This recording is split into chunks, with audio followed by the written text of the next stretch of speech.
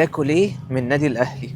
بطاطس انزلابيا، ساندوتش بيك تشيكن. عيش ما شاء الله، هو تقريبا عيش ريتش بيك. هو اصلا يعني هو العيش ناشف جدا. الساندوتش ملغوص جدا، الجبنه طعمها حلو، فراخ طعمها حلو، الطبقه بتاعتها بريدنج مش كبيره قوي، تركي باين. بس انا مشكلتي ان العيش ناشف قوي. ما دام بطاطس انزلابيا لازم بطاطس.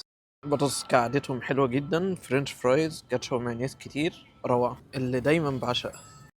طعمه حلو، بس انا دي مش عارف بسبب الكاتشب مايونيز ولا لا، بس الطبقه اللي بره كانت ساعات بتبقى كريسبي، دي مش كريسبي خالص.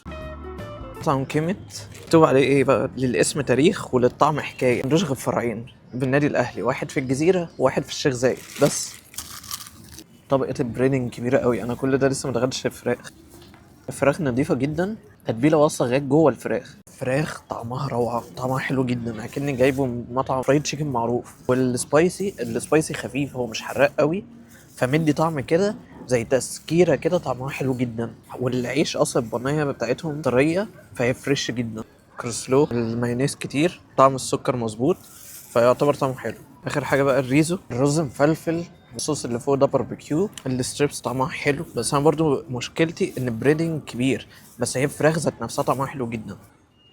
انا بيتي والساندوتش المعروف بتاعهم البانيه، بانيه وخس وقوطه وسلايس جبنه ومايونيز من تحت. السندوتشات اللي ترجعني 10 سنين لورا من حلاوته، نفس الحاجة أكني كنت لسه عيل صغير وباكل نفس الحاجة، طعمه حلو جدا. المفروض ده اللي يقيمني مش أنا اللي أقيمه، وبس كده.